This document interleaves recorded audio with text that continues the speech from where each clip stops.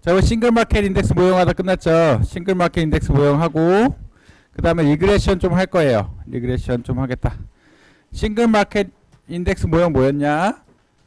결국은 개별 자산의 수익률이란 게 시장의 움직임, 그리고 시장 그거에 따른 센서티비티, 그리고 시장보다 얼마나 더 잘하느냐 더하기 에러. 그렇게 개별 주식의 수익률이 써진다라는 거예요.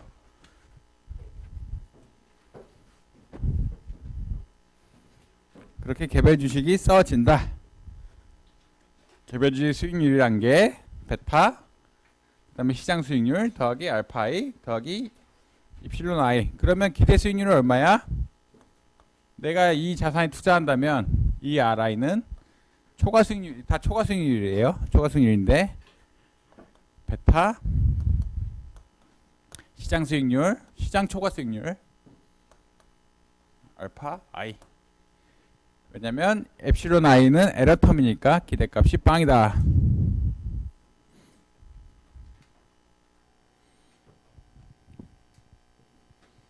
그래서 베타의 RM은 결국은 내 어떤 개별 자산 i의 시장의 영향 부분을 추정하는 거고, 알파 i는 초과 수익률, 입실론 i는 뭐 EI라고 하는 것은 에러 텀이겠죠.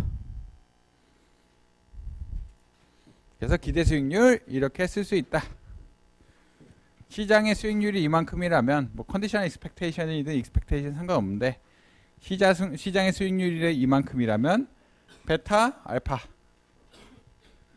이거를 흔히 시큐리티 캐릭터리스틱 라인이라고 해요. 그 다음에 캐팸에 가면 시큐리티 마켓 라인이라고 하고요. 그 다음에 로 스퀘어, R 스퀘어라고 얘기했어요. 개별 자산의 수익률 변동 부분 중에, 변동이란 게 평균으로부터 얼마나 움직이느냐인데, 변동 부분 중에 시장의 움직임이 설명할 수 있는 부분이겠죠.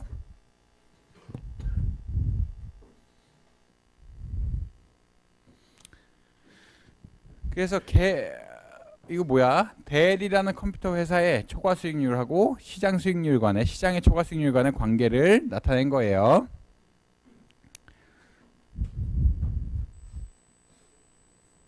여기 뭐야? 델의 수익률이 한 8% 났을 때 그 시점에 시장의 수익률이 한 18% 정도 났다. 요점 뭐야?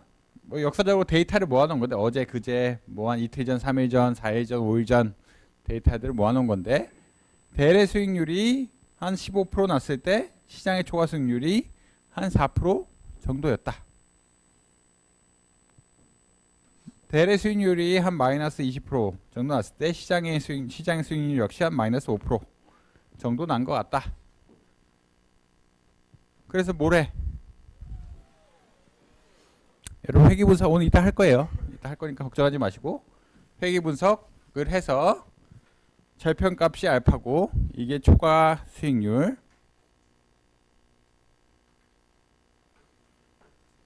이 기울기가 뭐야? 베타.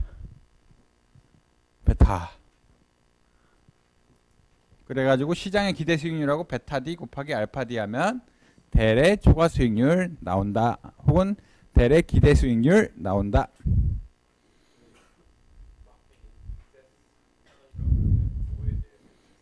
익세스 하면 다 리스크 프리 레이트.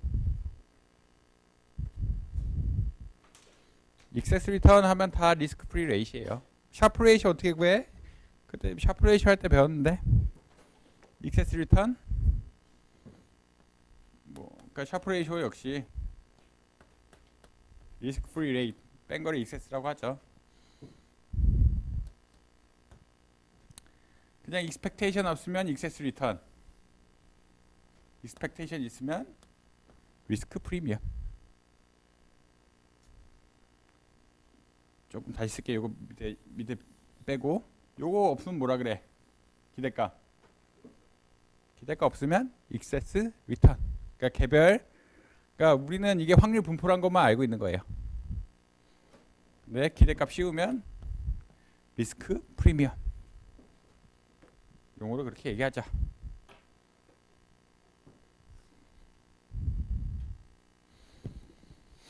그래서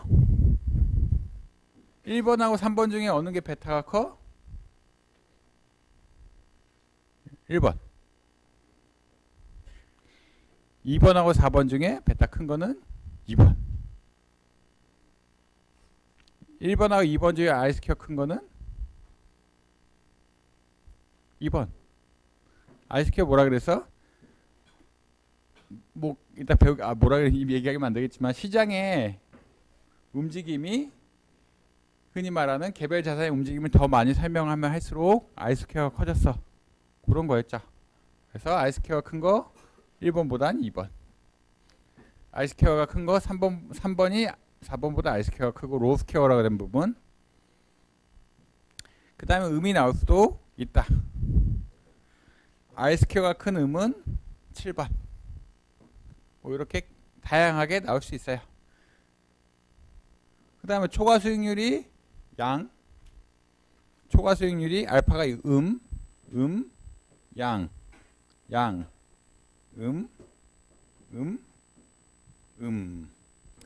절편값이 알파고 회귀 분석했을 때 베타가 기울기. 그 다음에 R 스퀘어는 얼마나 이 직선하고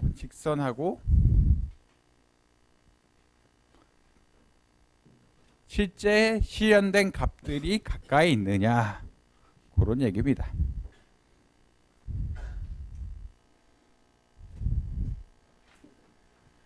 그다음 싱글 마켓 다이버시피케이션 싱글 인덱스 시큐리티 마켓 모형.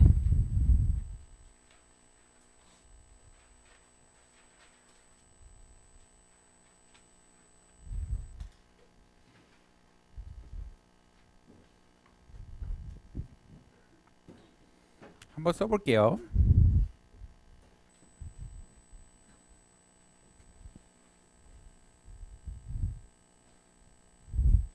싱글 마켓 인덱스 모형하면 어떻게 써요? 첫 번째 자산이라고 합시다.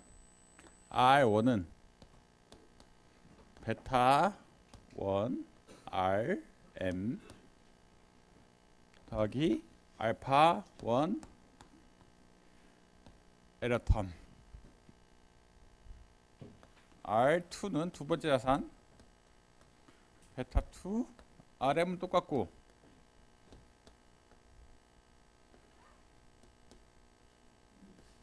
이렇게 됐죠. 내가 W1하고 뭐 간단히 얘기해서 1-W1 해봅시다.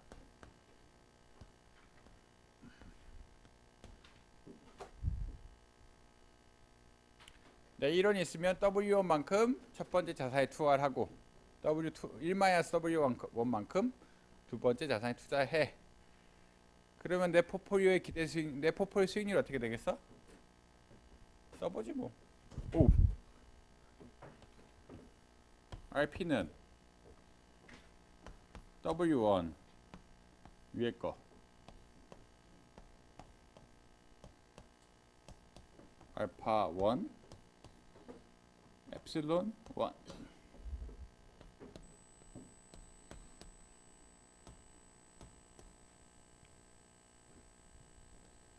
베타 2 RM 알파 2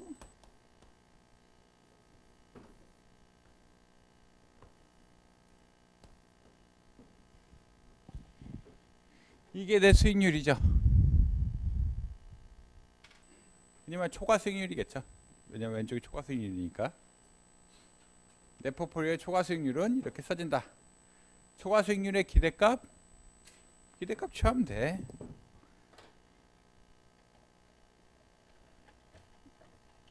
내 포폴리오의 기대 수익률 얼마야? 양쪽에 익스펙테이션 취하면 되겠지. 그러면 옆에다 쓸게요. 어차피 다 썼으니까.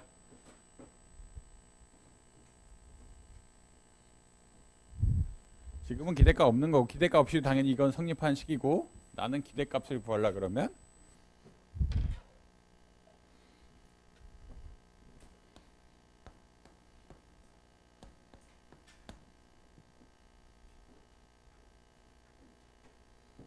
상수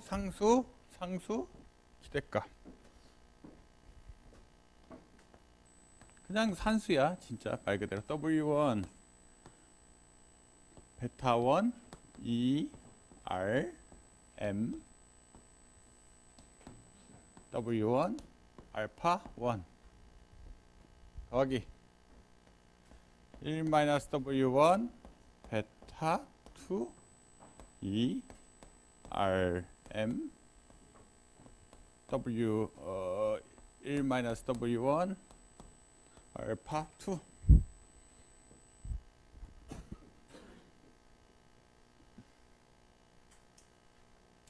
이렇게 되겠죠.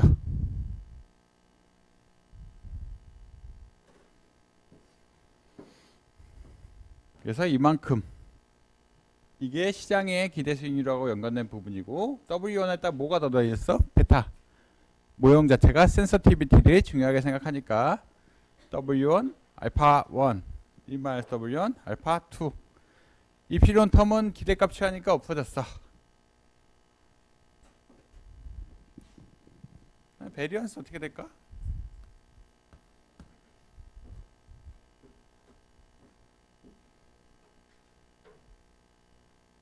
베리언스 계산하는데 상수는 중요하지 않아. 알파 1, 알파 2 중요하지 않아. 그럼 W1 베타 1 1 마이너스 W1 베타 2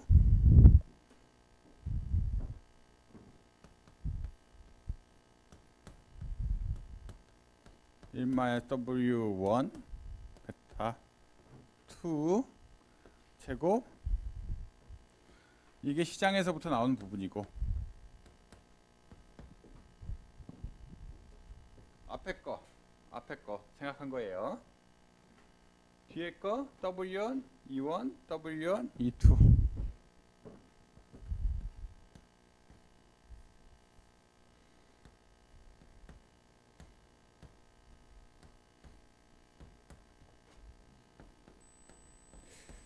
그냥 산수니까 계산해 보세요.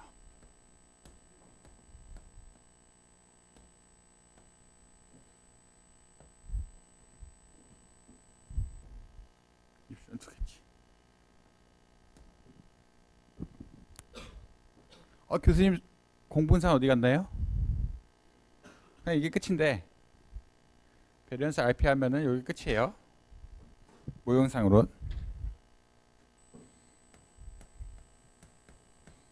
교수님 공분산 어디 갔나요? 가정을 해요. 우리는 시장하고 이디오싱크라틱 리스크는 콜레이션이 없다. 하나 가정. 그래서 얘하고 얘하고 얘는 상호관계가 없어요. 코베리언스 공분산 안 계산해도 되고 얘하고 얘도 이디오싱크라틱이라고 그냥 정의를 했으니까 상관관계 없다고 해.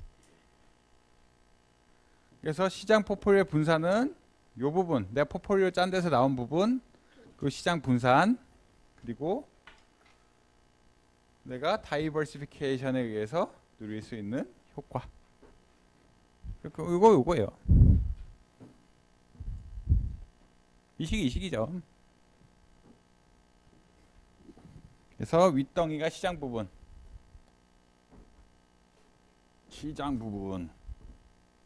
아랫덩이가 다이버시피케이션의 효과.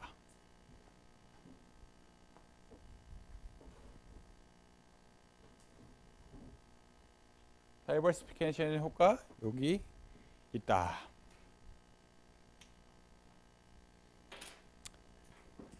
그래서 이 모형화에서는 시장의 리스크는 없앨 수 없어. 뭐 이렇게 가져가는 거야. 내 포폴리오를 짜면 짤수록 그냥 남아 있는 거고. 다이버시피케이션 가능한 부분은 이디오싱크라틱 리스크. 만약에 n분의 1씩 투자한다면 그리고 분산이 다 같다고 한다면 뭐 많이 늘리면 늘릴수록 0이 되겠죠. 그렇게 나옵니다. 그래서 이게 어디서 나왔는지 그냥 계산해서 나왔다. 별 어려운 얘기, 심오한 얘기 아니다.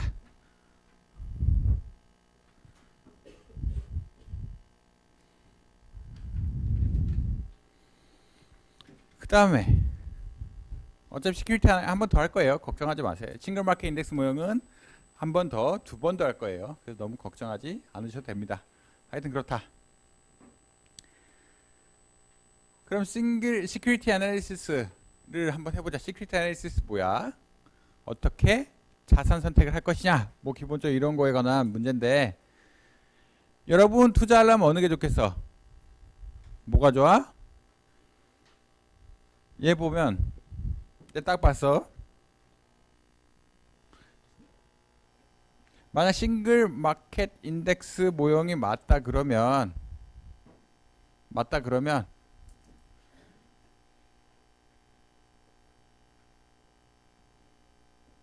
얘보다는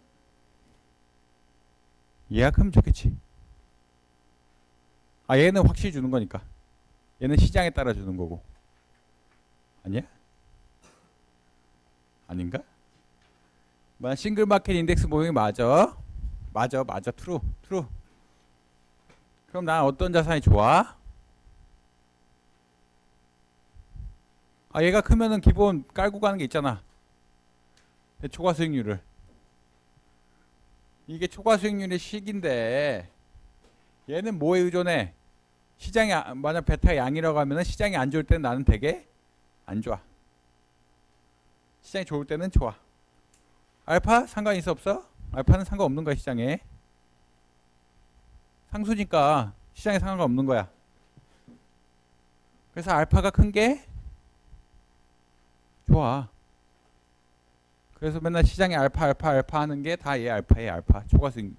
그러니까 시장의 변동성으로 설명되는 부분 말고 개별의 위험성으로 설명 왔다 갔다 하는 거 부분 말고 그냥 공짜로 얻는 거. 알파. 이걸 알파라고 합니다. 알파가 크면 클수록 당연히 좋은 자산이야.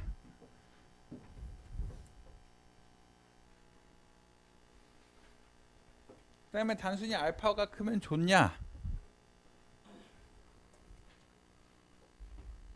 왔다 갔다 해서 죄송합니다. 이왕 알파가 클 거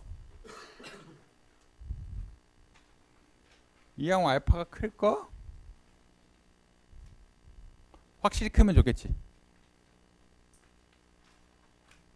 확실하게 크다는 거 뭐야? 내가 기본적으로 요 선상에 가깝거나 아니면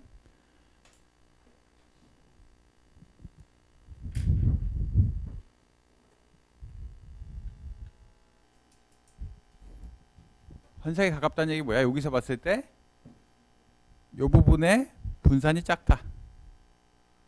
그렇죠?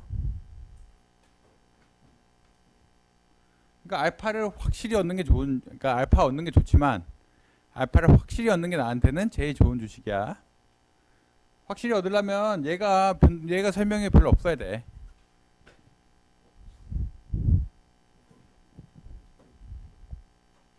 그래서 무슨 레이시오를 계산해? 인포메이션 레이시오. 알파를 레지듀얼 입실론이라고 생각되는 부분들의 표준 편차를 나눠주는 거. 이게 크면 클수록 알파는 높은데 확실히 알파를 얻을 수 있어서 좋은 거야. 그러니까 내가 알파를 얻는데 방해되는 부분이 뭐야? 아까 식이 맞다 그러면 시장 움직임은 어차피 그런 거고, 오케이. 확실한 알파를 얻는데 방해되는 부분은 이 부분이죠. 이 부분의 변동성이 작을수록 좋아. 그거를 인포메이션 레이쇼.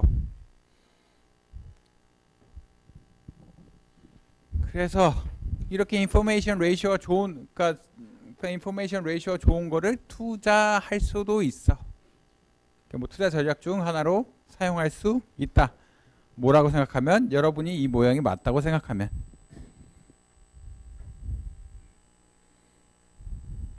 그다음에 롱텀 인베스트먼트는 그냥 봐요. 제가 설명하기 그렇고 책에 있으니까 시험에 안 낼 테니까 책에서 한번 봐요. 뭐 넘어가도록 할게요. 이건 뭐 그 말로 장난치는 것 같아서 이거는 넘어가도록 할게요. 싱글 마켓, 싱글 인덱스 스탁 모형 배웠어요. 그래서 우리는 알파가 큰 게 좋고, 알파가 그냥 큰 거 좋은 건 아니고 확실히 큰 게 좋고, 확실히 크다는 거 뭐야? 레지듀얼 입실론 텀의 에러 텀이 베리언스가 작은 거라고 생각하시면 됩니다. 그래서 회귀 분석에 대해서 간단히 얘기하겠다. 왜냐하면 싱글 마켓 인덱스 모형이 회귀 분석식이야. 그냥 별 얘기 아니에요. 그렇기 때문에 회귀 분석에 대해서 얘기하겠다. 제게 아니기 때문에 남의 이름 그대로 남겨놨어요. 그래서 회귀 분석 하려 그러면 산점도를 알아야 돼. 산점도. 산점도 스캐터 플롯이라 그러죠.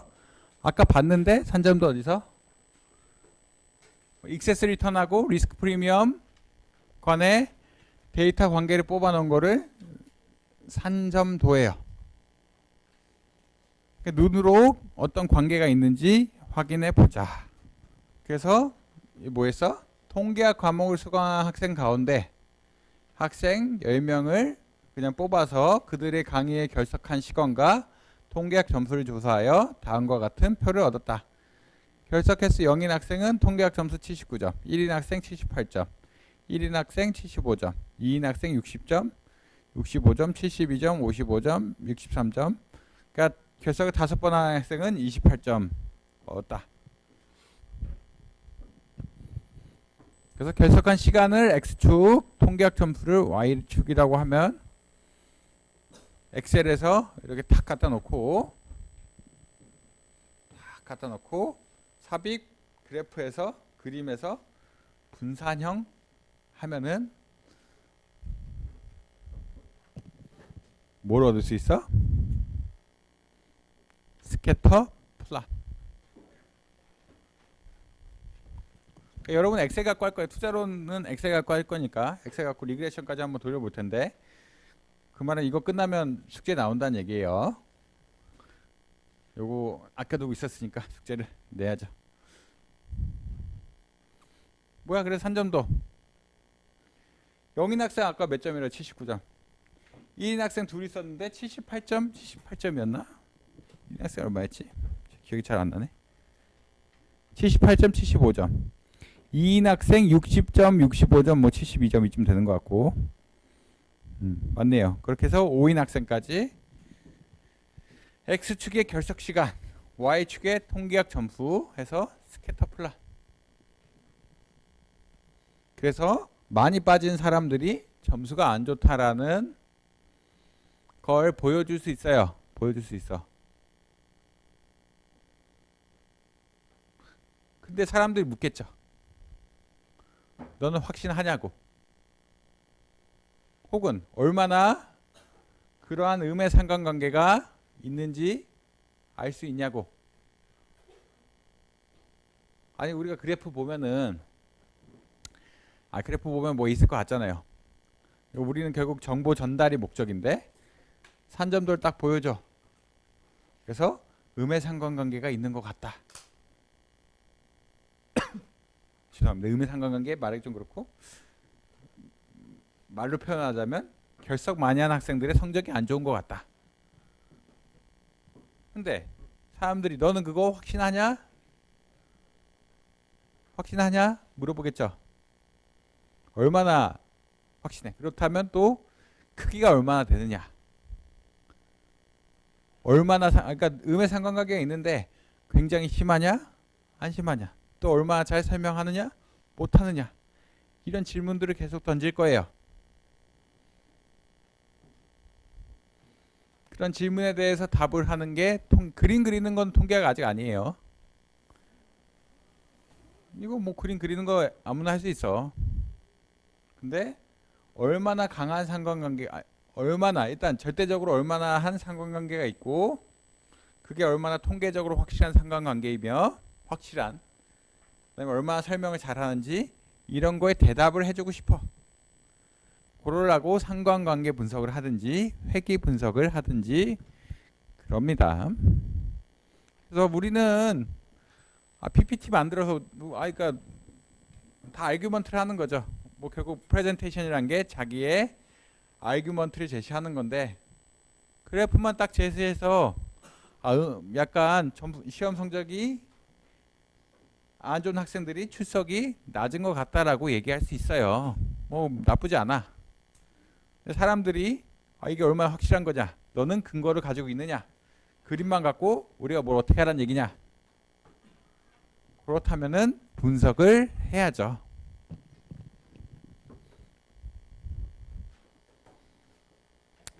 가장 첫 번째로 나타나는 것이 상관관계.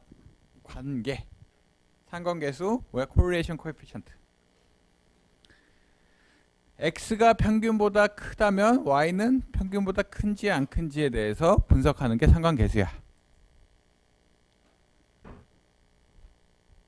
상관계수 배웠죠? 산점도에서 상관계수가 어떻게 되는지.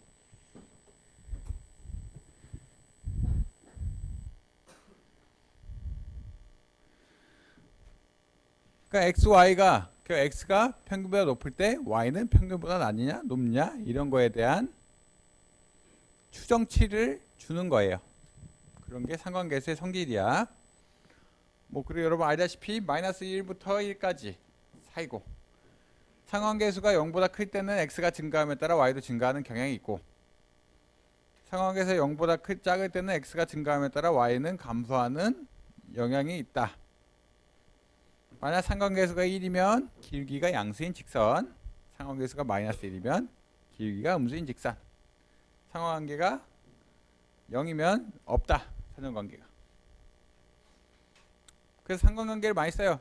성적하고 뭐야? 결석 횟수와 음의 상관관계가 있는 것 같다. 뭐 얘기할 수 있어. 상관계수 크다 작다 이렇게 해서. 근데 그거를 충분하느냐? 상관계수 문제는 뭐야? 상관관계가 있다는 건 알려주는데 문제는 여기 있어요. 기울기의 양수인 직선이다. 기울기가 음수인 직선이다. 절대적으로 x의 변화가 y에 얼마나 영향을 미치는지 그 크기는 알 수가 없어. 그러니까 상관관계 1이라 그러면 예를 들어서 그냥 직선인 건 알아. 근데 얼마나 기울기가 2인 직선인지, 기울기가 3인 직선인지, 기울기가 마이너스는 안 되고 기울기가 0.5인 직선인지 얼마나 효과가 강력하게 나타나냐에 대해서는 내가 별반 해줄 말이 없어. 평균보다 크다는 경향성은 나타나지만 뭐 그걸 안 나타내는 건 아니죠. 상황의 양이라고 하면은 x가 평균보다 클 때 y도 평균보다 커. 그런 경향성이 있다. 근데 얼마나? 사이즈를 잘 안 알려줘. 그러니까 x가 1만큼 변하면 예를 들어서 퀘스천이 내 결석을 한 번 더 하면 성적이 얼마나 더 나빠질 거야? 얘 대답할 수 있어 없어? 얘 대답할 수 있어 없어? 없겠죠. 상관계수 가지고는 그런 문제에 대해서는 답을 할 수가 없어. 상관계수 처음 배우는데 완벽한 건 아니야. 왜냐하면 내가 대답을 할 수가 없어. 여러 가지 질문들에 대해서. 가장 간단히 얘기해서 내 결석을 한 번 더 하면 성적이 얼마나 떨어질 거냐, 그 효과가 얼마나 돼, 효과에 대해서 별로 얘기할 수 없어. 그냥 직선이냐 아니냐야. 그러니까 상관계수의 해석은 뭐야? 1이면 직선관계가 심하고 마이너스 1이거나 1보다 작으면 직선관계가 약해지고, 관계가 직선이냐 아니냐만 판단하는 거고 그 실제적인 효과에 대해서는 잘 알려주지 않아. 뭔 얘기인지 알겠죠? 그래서 R이 마이너스 0.099라면 음의 상관관계가 약간 있는 것 같다. 음의 직선관계가 약간 있는 것 같아. R이 0.146이라면 양의 직선관계가 많이 있는 것 같아. R이 0.903이라면 양의 상관관계가 굉장히 심하게 있는 것 같아. 양의 직선관계가 양으로 심하게 있는 것 같아. R이 0.420이라면 뭐 중간쯤 되겠네. 직선관계가 없는 거, 좀 있는 거, 좀 더 있는 거, 많이 있는 거. 근데 우리가 답을 못해. 답을 상관계수 가지고는 x가 하나 변할 때 y가 얼마나 변하는지 답을 못해. 그래서 깝깝하죠.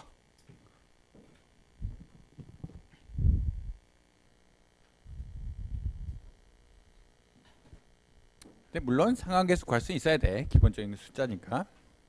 결석 횟수, 통계학 점수 하면은 상관 분석이랑 데이터에서 데이터 분석 이거 아마 깔아야 될 거예요. 데이터 분석을 어디셔널하게 깔면은 설명 그 PDF 보면 나와 있어요. 상관계수 구하는 거 나와. 그래서 상관계수 구하면 돼. 여기서는 0. 마이너스 0.94967286. 그래서 우리는 이 굉장히 강한 직선 관계가 있다라는 것까지는 알 수 있지만 본질적으로 한번 빠지면 성적이 얼마 떨어져? 이런 거에 대해서는 답을 못해. 답을 못해. 안타깝게도. 답을 하고 싶지만. 그 직선 관계는 확실한 것 같아요. 라고 프레젠테이션 하면 욕먹겠죠. 아닌가? 여러분 가서 뭐 프레젠테이션 저 이번에 결석 횟수와 성적관에 발표를 하겠습니다. 상관계수를 봤더니 마이너스 0.94라 직선 관계가 확실합니다.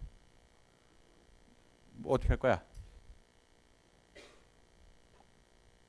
퀀터테이티브한 임플리케이션이 없어요. 다시 뭐 좀 말을 바꿔 쓰자면 별로 퀀터테이티브한 임플리케이션 없어. 여전히 그래프를 잘 요약하긴 하지만 우리가 무슨 퀀터테이티브한 그러니까 수치적으로 어떤 중요한 의미가 있는지 전혀 알 수가 없다.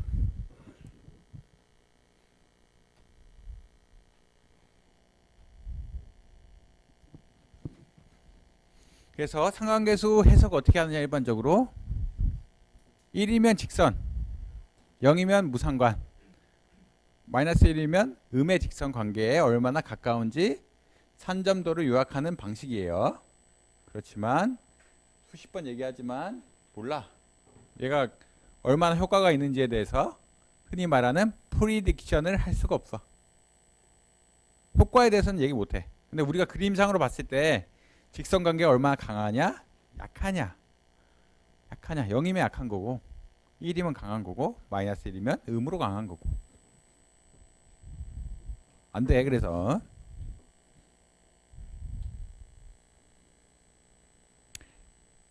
상관계수는 0이지만 깊은 관계가 있는 얘 마이너스 2, 마이너스 1, 마이너스 3, 마이너스 2, 마이너스 1, 0, 1, 2, 3 9, 4, 1, 0, 1, 4, 9 그럼 뭐야? y는 x제곱이죠. 포물선 관계야. 그나마 상관계수 구하면 0 근처에 나올 거다. 제가 계산 안 해봤지만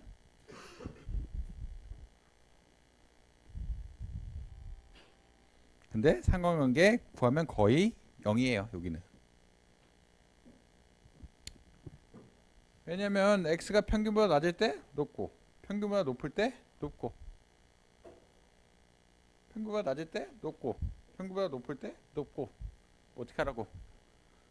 상관관계가 없어.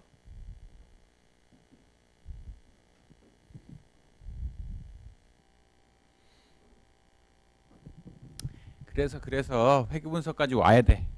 왜냐면 답을 못하는데 뭐 어떡할 거야 내가. 퀀터테이티브한 질문에 내가 답을 못하는데 상관관계에서 아무리 구해도 질문자가 한 번 더 결석하면 성적이 얼마 떨어지나요? 만약 두 번 더 결석하면 얼마 더 떨어질까요? 그런 걸 답을 해줘야죠.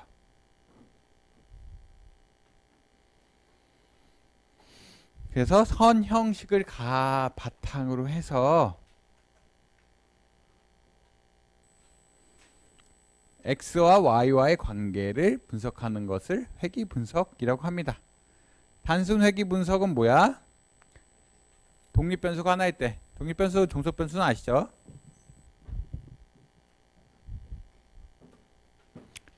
싱글 마켓 인덱스 모형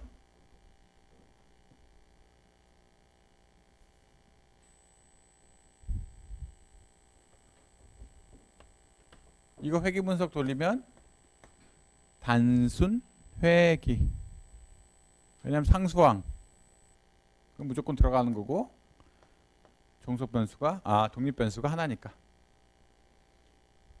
내 독립변수의 숫자가 늘면은 다중회귀 라고 한다.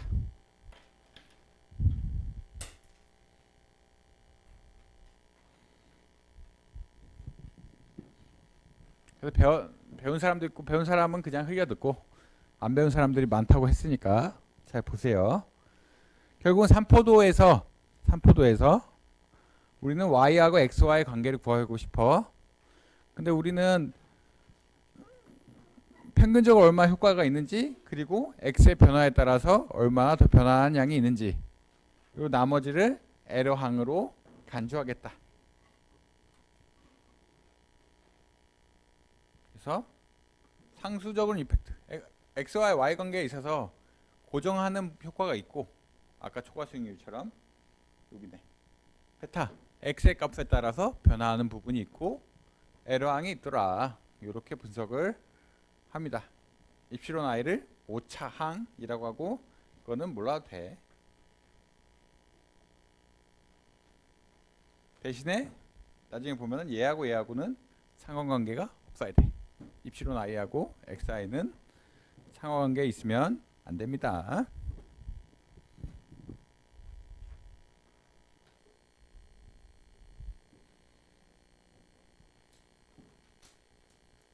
그래서 처음 블루는 뭐 같아?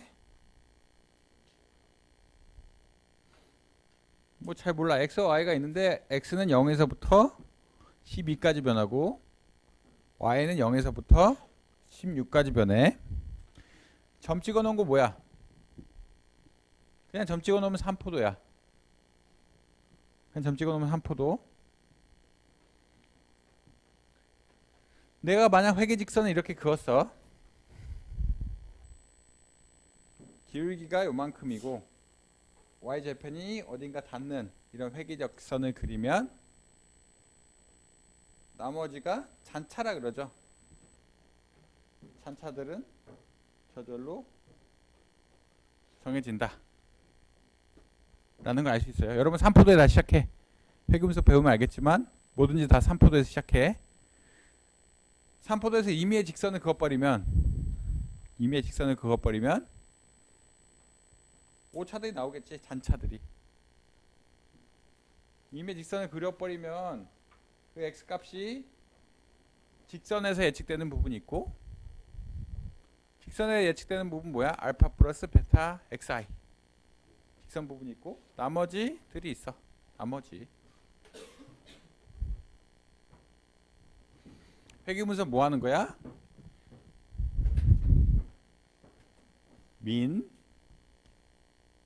알파 베타를 골라서 sum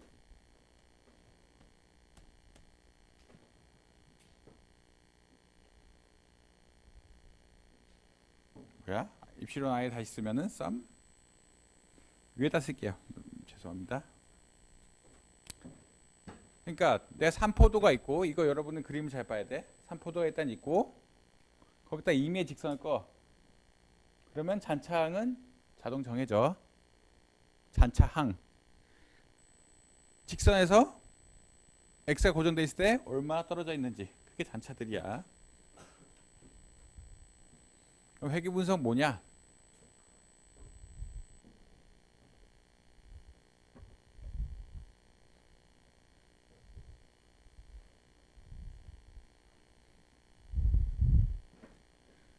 뭘 찾는 거야? 알파하고 베타를 찾는데,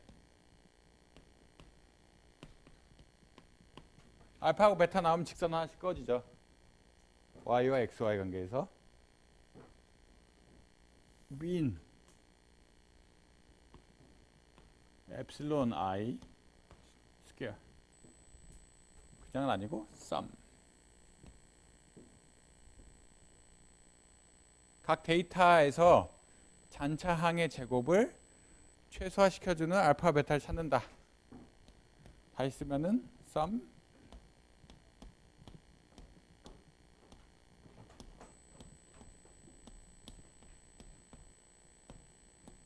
알파 베타를 골라서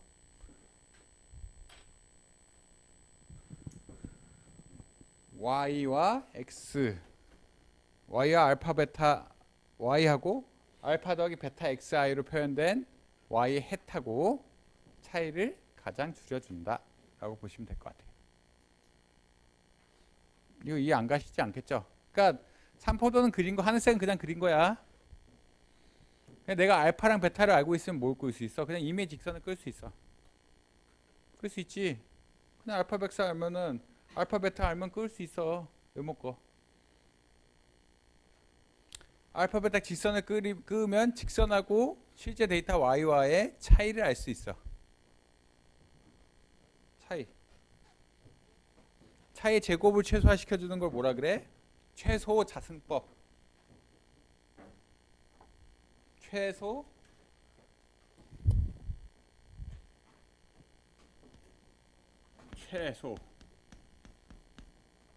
자승법 리그레션이에요.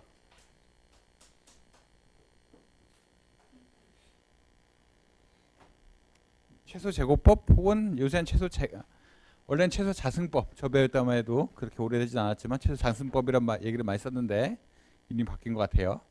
일본 말이니까. 오차란 게 입시론 i 마이너스 입시론 i는 yi 마이너스 알파 플러스 베타 xi인데 제곱항을 최소화시키는 거.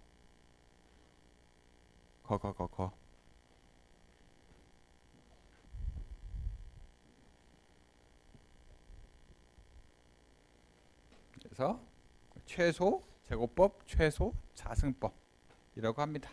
오차항의 제곱을 가장 줄여준다. 그렇다면 요 식에서 베타 헷 어떻게 구해? 여러분 구할 수 있어. 시험 문제 낼 거야. 이 정도 뭐 풀 수 있어야죠. 공분산의 위식, 표본 공분산의 위식 분의 x의 분산. 알파 헷은 y의 평균에서 x의 평균, 베타 헷 빼준 거. 평균이야. 반은 평균이야. 당연히 이거 물어볼 거야. 시험 시간에 회귀 분석하라 할 거예요. 캐팸의 알파를 구하시오. 구하면 돼. 한 4-5개 하면은 할 수 있어. 베타헷 이렇게 구해.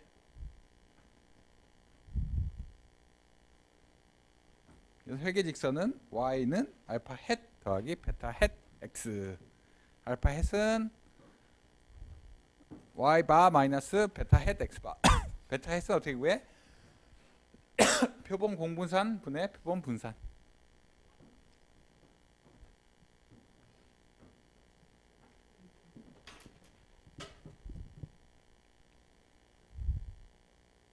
왜 공분산이냐고요? 이거 그냥 n분의 1로 n-1로 나눠주면 되겠죠. n-1 나눠줘. n-1 나눠주면 n-1 나눠준 거 표본 공분산. n-1 나눠준 거 표본 분산. 분자 분모를 n-1로 나눠주면은 위의 텀은 표본 공분산, 아래 텀은 표본 분산. x의 분산, x의 표본 분산, 그러니까 x와 y의 표본 공분산을 x의 표본 분산으로 나눠준 거다.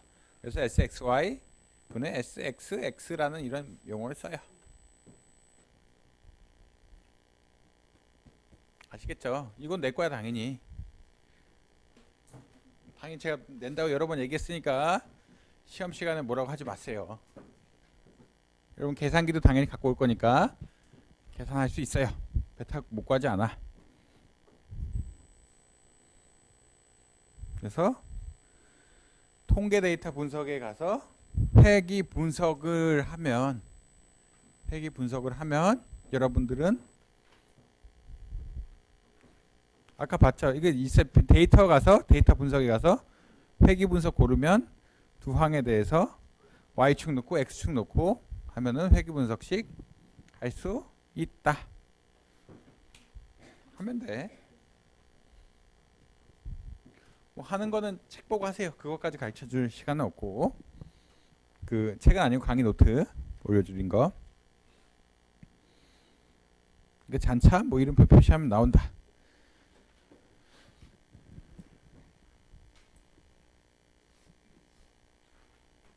다중상관계수 뭐야? 상관관계 아까 그거였죠. 0.9496. 결정계수 뭐야? R스퀘어. 아까 로스퀘어예요.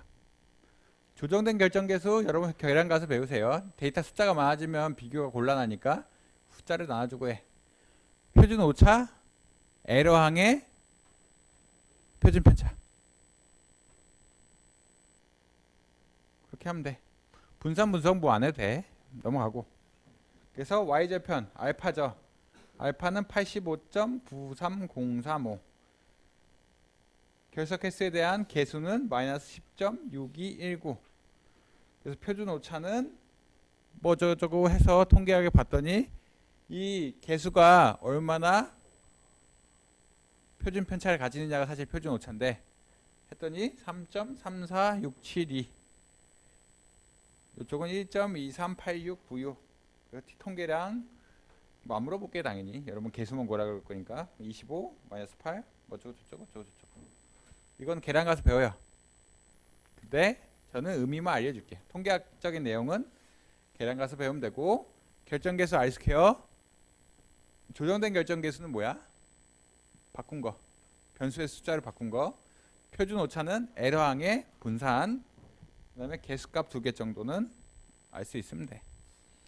표준 오차가 작으면 작을수록 통계량이 믿을 만한 애다. 그 정도까지만 알아두시면 돼요. 여기서 여기 넘어가는 건 제가 할 거 아니고 계량 시간에 가서 하세요. 아시겠죠? 표 이제 여러분 볼 수 있어. 뭐 얘는 중요하지 않고 R스퀘어, 조정된 R스퀘어, 에러항의 분산, 알파, 베타. 이렇게 구할 수 있어.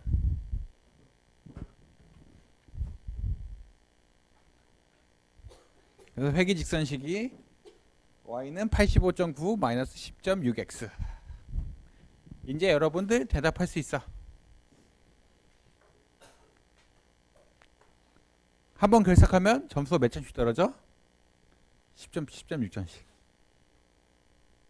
0번 결석한 애들 얼마야? 85.9점. 개수가 얼마나 믿을만해? 요거 갖고 하는 건데, 이 개수가 좀 말이 안 될 수도 있죠. 얼마나 믿을만하네? 얼마나 믿을만해? 얘 갖고 하는 거야. 그거는 근데 계량 시간에 가서 하세요. 저는 알파 베타 값만 갖고 할게요. 이걸 뭐 알려줄 수가 없으니까. 아시겠죠? 나머지 식은 이해하도록 하세요. 그래서 결국 우리는, 여러분은 물론 요거까지 배우면 이게 얼마나 확실한 숫자냐라고 통계적으로 봤을 때 99% 확률로 유의하다 뭐 이런 거 하죠. 배웠으면. 근데 안 배웠어도 적어도 평균이 한 번도 결석 안 하면 85.6점인데 한 번 결석할 때마다 마이너스 10.6점씩 떨어지는 것 같다. 뭐 이렇게 얘기할 수는 있어요.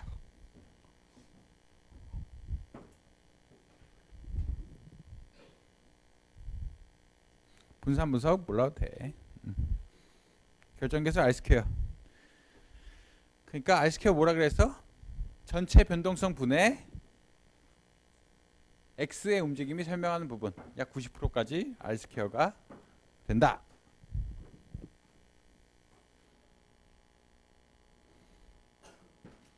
그래서 회기직선의 방정식은 y는 85.9 마이너스 10.6x. 방정식이 있으면 뭐가 좋아? 예측할 수 있어. 만약 7번 결석했다 그러면 얼마야? 한 15점쯤 되겠지. 15점 안 나오겠다. 한 12점? 어떤 학생이 7번 결석했어. 그러면 나는 이 학생의 점수의 예측치 얼마? 여기 있네. 7번? 7번 마이너스로 가는 아니죠. 74.2니까 11.7. 이 정도 되겠지. 한 번 결석했으면 75.3.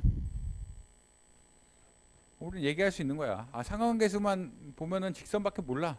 근데 뭐 거기서 무슨 얘기를 더해? 직선밖에. 1이면 직선관계가 심하고 0이면 직선관계가 없고 마이너스 1이면 음의 직선관계 심하다. 네, 나는 답을 할 수가 있어. 여기서는 그게 장점이다.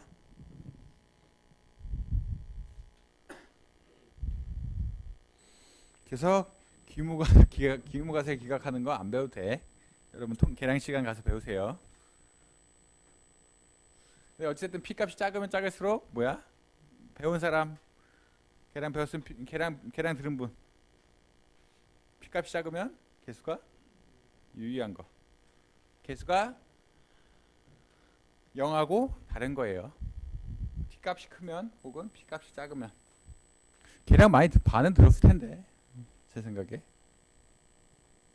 그때 손 든 거 보니까 반은 들었다고 하던데 기억해 두세요. 근데 안 물어볼 거야. 근데 개수 구하는 건 물어볼 거야.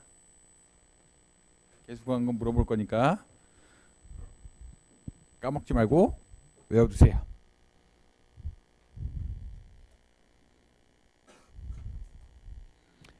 그래서 우리는 예쁜 이런 직선을 그릴 수 있다. 여러분 발표할 때도 여기 말고 경영대 발표한다든지 혹은 뭐 다른 4학년 수업에 발표할 때도 이렇게 예쁜 직선을 그리면 좋겠죠.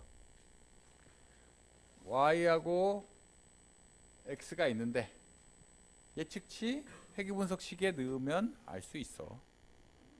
그래서 빨간 게 예측치야. 그래서 어떤 학생은 예측치보다 좀 잘했고 어떤 학생은 예측치보다 좀 못했고 잘했고 못했고 잘했고 못했고 뭐 그런 거예요. 결국 예측할 퀀터테이티브하다는 건 예측한다는 얘기. 예측. 우리는 개별 자산의 기대 수익률을 예측하고 싶어. 예측하고 싶어. 그러니까 회귀 분석을 해야 돼. 상환계수 구하는 거 가지고는 모질라.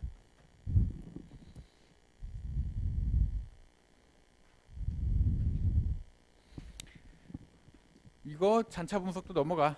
계량 하신 분 알겠지만 잔차의 패턴이 있으면 에러가 콜레이트 됐다고 해서 문제 되는데 넘어가도 됩니다. 이거까지 할 건 아니야. 그 다음에 결정계수 뭐야?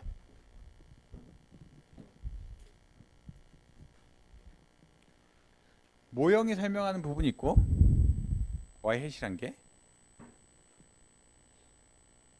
모형이 설명하는 부분하고 실제의 차이, 에러항이 있어요. 입시로는 아니죠, 정확하게.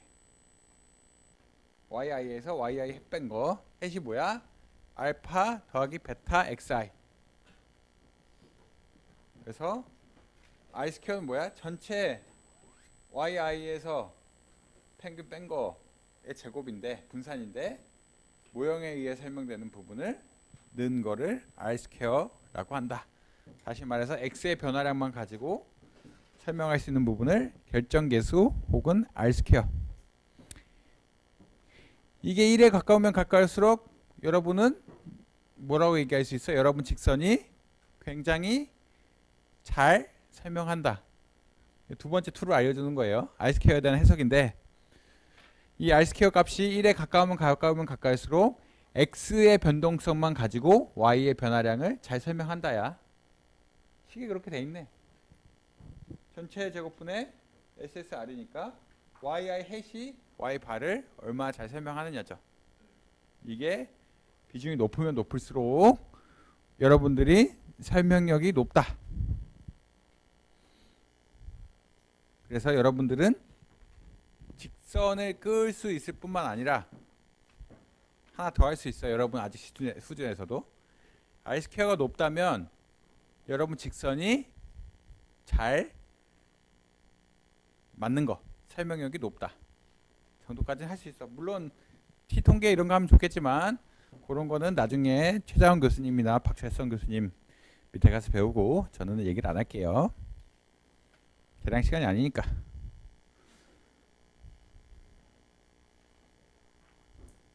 그래서 넘어가. 상환계수 뭐 이렇게 구하고 회귀계수 이렇게 구하고 결정계수와 상환계수의 관계 뭐 같다 뭐 이런 거 여기는 밑에 보면 안 구해도 돼. 근데 두 개는 알아둬야 돼. 베타에 어떻게 구하는지 아까 썼죠. 상환계수 어떻게 구하는지 아까 했어. 요 두 개는 필히 알아둬야 돼.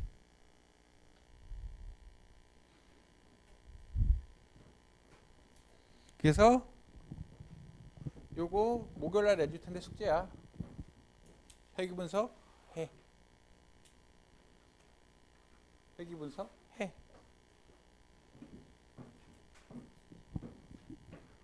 숙제 내줄 거예요. 목요일날 내줄 거니까 걱정하지 마시고 이 부분은.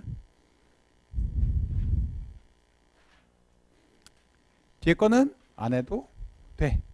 근데 요것만 해. 요거 회귀 분석 하나 숙제 내줄 테니까 다음에 캠페인 가기 전에 해야 됩니다. 그 다음에 뭐 하나 얘기 안 한 게 있죠. 뭐 하나 얘기 안 한 것만 하고 이번 시간 마칠게요.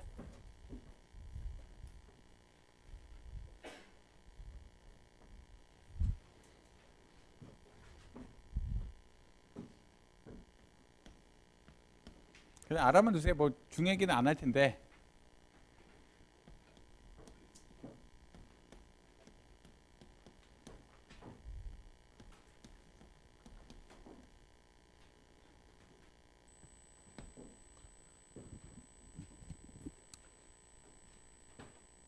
여러분 x하고 두 변수가 있어. y. 뭐 결석 횟수란 뭐 공부 시간 이런 거 보고 할 수 있겠죠. 통계 점수하는데. 그다음 여러분이 알파, 베타 1, 베타 2를 고르면 직선을 그을 수 있겠지. 거기서부터 y와의 차이를 계산할 수 있어. 그러니까 x1이 아까 말하는 결석 횟수고 x2가 공부 시간. 이렇게 생각할 수 있어요. 둘 다 통계학 성적과 관련이 있겠지. 나는 그렇게 생각해. 뭐 주당 평균 공부 시간 뭐 이런 거 있을 수 있어. 근데 x1 값 알고 x2 값 알고 거기에서 y 값 x1 i라고 합시다. i 포인트니까. 개별 통계학 수강생에 대해서 결석 횟수와 공부 시간을 알아. 그 다음에 시험 성적은 당연히 알고. 근데 내가 만약 알파, 베타 1, 베타 2를 알아. 그럼 뭘 구할 수 있어? 잔차. 다중회귀 분석 뭐 하는 거야? 요렇게 결정된 잔차의 제곱을 최소화시켜주는 거야. 뭘 구해서? 알파, 베타 1, 베타 2. 무한히 가도 되죠. 데이터 개수자만 많다면 변수는 많이 늘려도 돼. 근데 개념적으로 뭐야? 알파, 그러니까 x1, x2 그리고 절편으로서 y에 대한 설명력을 극대화시켜주는 알파, 베타 1, 베타 2를 찾는다. 다시 말해서 5차항의 제곱의 합을 최소화시켜주는 그런 지점을 찾는다라고 보시면 됩니다. 다중회귀 분석이라고 해서 큰 거 한 거 아니에요. 데이터는 이미 다 가지고 있고 여러분이 개수만 구해. 개수만 구하면 뭘 할 수 있어? 잔차항을 알 수 있어. 잔차항 알 수 있어. 잔차항 알 수 있으면 잔차항들의 합을 최소화하는 것도 가능해. 어렵지 않아. 그렇게 하는 거야. 그렇게 했다. 그게 다중회귀 분석. 그리고 이런 뭘 할 수 있어? 공부 시간이 성적에 얼마나 효과가 나타나는지. 결석률을 조절하고서도. 결석률이 공부 시간을 조절하고서도 혹은 경부 시간에 대한 설명을 고려하고서도 y에 대한 설명이 얼마나 높은지 계산할 수 있어. 다중회귀 분석 어려운 거 하나도 아니에요. 어차피 우리가 직선 끊는다고 아까 요 그림만 이해하면은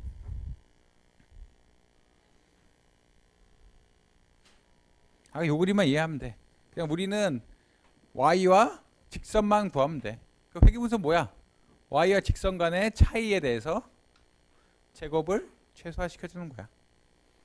되게 가상적으로 3다이멘전, 4다이멘전 상관없어. y 값하고 직선만 있으면 돼. 그래서 그 직선의 차이의 제곱을 미니마이즈 해주는 걸 찾는다. 그럼 해석 역시 간단하다라고 할 수 있겠습니다.